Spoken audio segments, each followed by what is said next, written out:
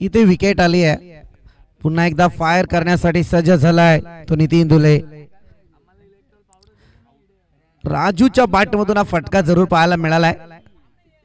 Single आले, fumble पाहायला मिळतंय. डबलला या ठिकाणी तिसरी धाव घेण्याचा अतोनात प्रयत्न आणि या ठिकाणी मात्र तिसऱ्या धावेसाठी फलंदाज होईल बाद. अति घाई करत होता यश आपण पाहतोय.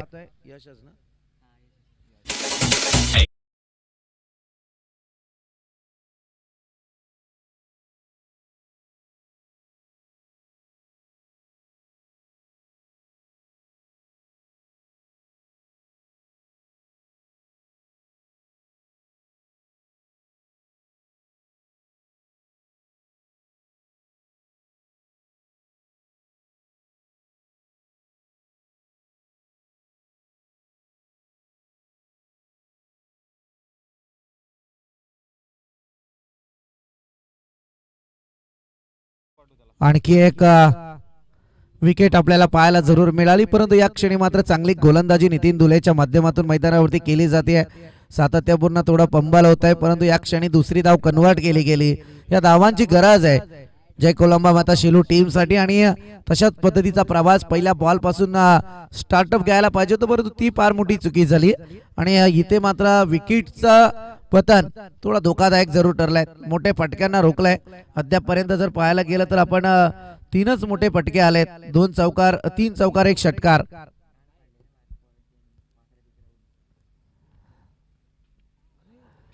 स्कूप मध्ये खेळण्याचा प्रयत्न, परंतु इथे प्रयत्न अगदी यशस्वी झालाय.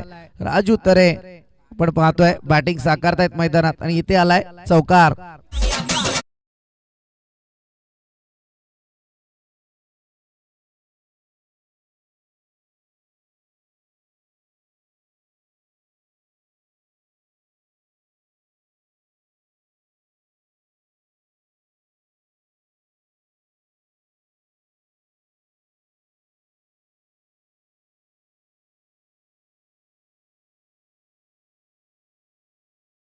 चौकाराच्या मदतीने टोटल पुढे सरकते जाऊन पोहोचले अद्याप पर्यंत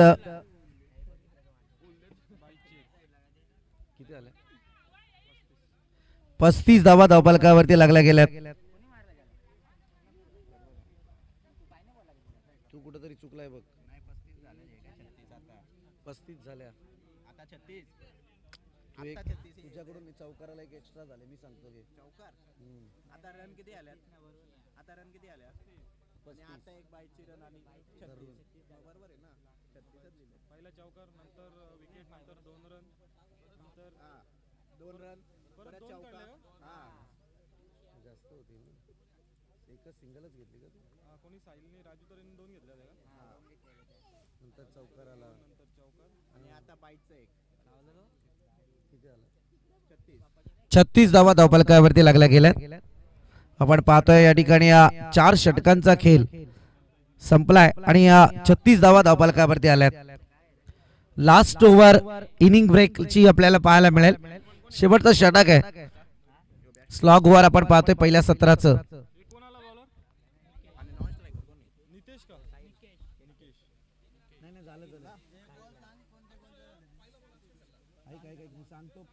पहिल्या बॉलवरती चौकार आला, विकेट, त्याच्यानंतर लेग बाईटच्या 2 म्हणजे तिसरीला रन आउट, बरोबर आहे.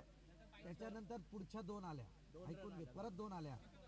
त्याच्यानंतर परत चौकार आला राजू तरेच्या बॅट मधून आणि आता लेग बाईटची 1. ओके, चला चालू करा आपण. अरे आमचं पण कन्फ्युजन झालं होतं, 1 रन कमी झाली आमची. बोलतच नाही काय. फुलरले फुलटॉस बॉल आणि समाचार घेतलाय. यावेळी मात्र बॅटरने राजू तरीची बॅट सध्या मैदानात झलकते आणि राजूच्या बॅट मधून आलेला हा खणखणीत आशादायी षटकार अगदी धावसंख्येला मोठी उभारी देण्याचा प्रयत्न.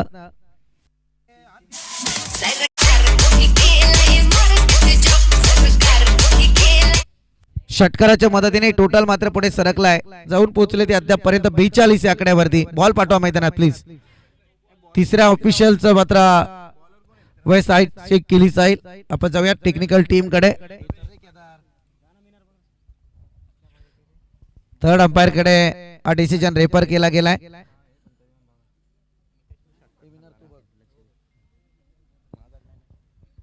Technical team KTC live fair delivery. इथे षटकार जरूर आलाय.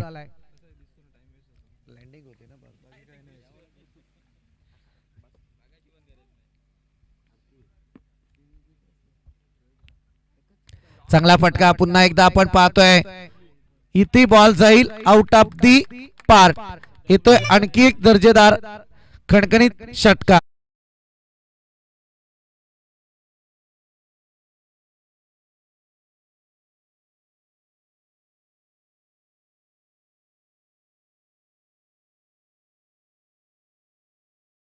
पंजारपड्याचं मैदान.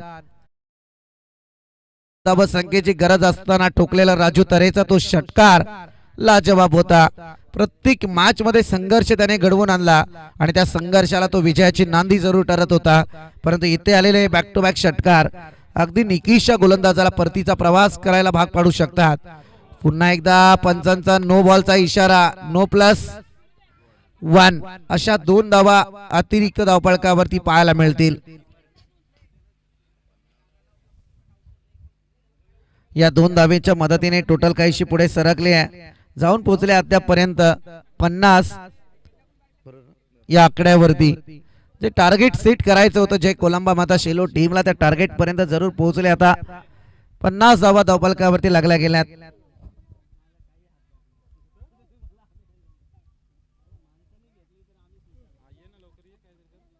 पुन्हा एकदा पुलर लाईनचा वापर आणि इथे हाही ball out of the part. Free hit आणि त्याच्यावरती आलेला हा षटकार.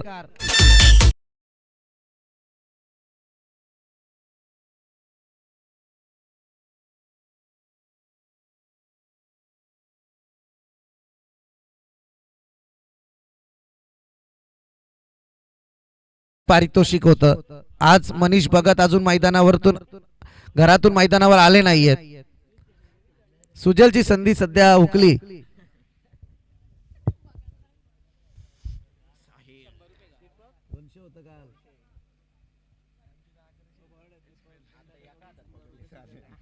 दीपकजी बुंदाटे यांच्याकडून मात्र सुजलच्या हा ऐवज झेल टिपलाय. त्याच्यासाठी मात्र 100 रुपयांचं कॅश प्राइज.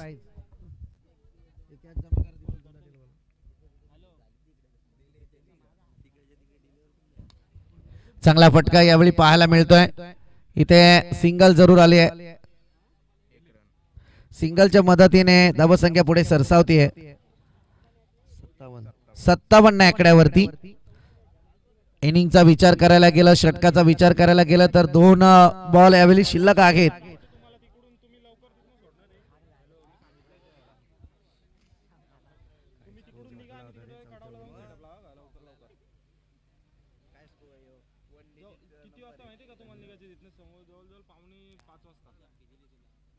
पुलर लाईन पुन्हा एकदा आपण पाहतोय.